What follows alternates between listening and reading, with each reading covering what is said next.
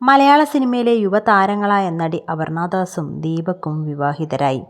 ഏറെ നാളത്തെ പ്രണയത്തിനൊടുവിൽ ഇന്നു രാവിലെ ഗുരുവായൂർ അമ്പലത്തിൽ വെച്ചാണ് താരവിവാഹം നടന്നത്.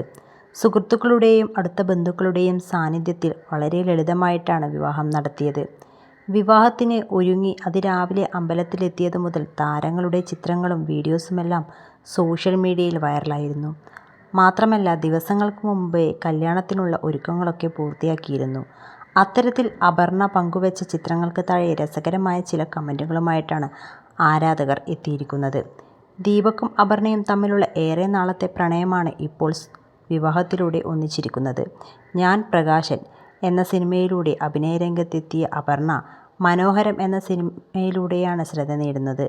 ഈ ചിത്രത്തിൽ അപർണയ്ക്കൊപ്പം ദീപക് പ്രധാന കഥാപാത്രത്തെ അവതരിപ്പിച്ചിരുന്നു. അന്ന് തുടങ്ങിയ സൗഹൃദം പിന്നീട് പ്രണയമാവുകയായിരുന്നു. അടുത്തിടെയാണ് തങ്ങൾ വിവാഹിതരാകാൻ പോകുന്നുവെന്ന വിവരം താരങ്ങൾ പുറത്തു ലോകത്തെ അറിയിക്കുന്നത്.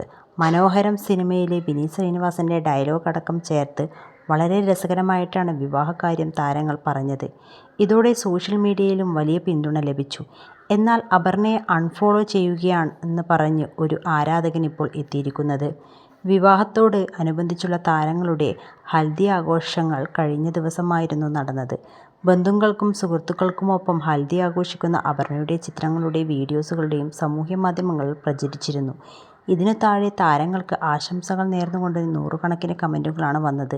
അതിൽ ഒരാൾ നിരാശയും പങ്കുവെച്ചതാണ് രസകരം. നിങ്ങൾ വിവാഹിതയാകാൻ പോകുന്നതിനാൽ ഞാൻ നിങ്ങളെ അൺഫോളോ ചെയ്യുന്നു, ക്ഷമിക്കണം എന്നാണ് ഒരാൾ അപർണയോട് പറഞ്ഞത്. അപർണയെ സ്വന്തമാക്കാൻ സാധിച്ച ആ ഭാഗ്യവാൻ ആരാണ്? തമിഴിലെ പയ്യന്മാരുടെ ഹൃദയം തകർന്നു. എൻ്റെ പങ്കാളിയായി ഞാൻ മനസ്സിൽ ആഗ്രഹിച്ച പെൺകുട്ടിയായിരുന്നു.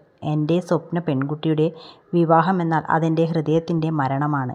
ഞാൻ നിന്നെ മിസ് ചെയ്യുന്നു എൻ്റെ സ്വപ്ന പെൺകുട്ടി എന്ന് തുടങ്ങി കമന്റുകൾ സെക്ഷൻ മുഴുവൻ അപർണയോടുള്ള ട്രൂ ലവ് കമന്റുകൾ നിറയുകയാണ്.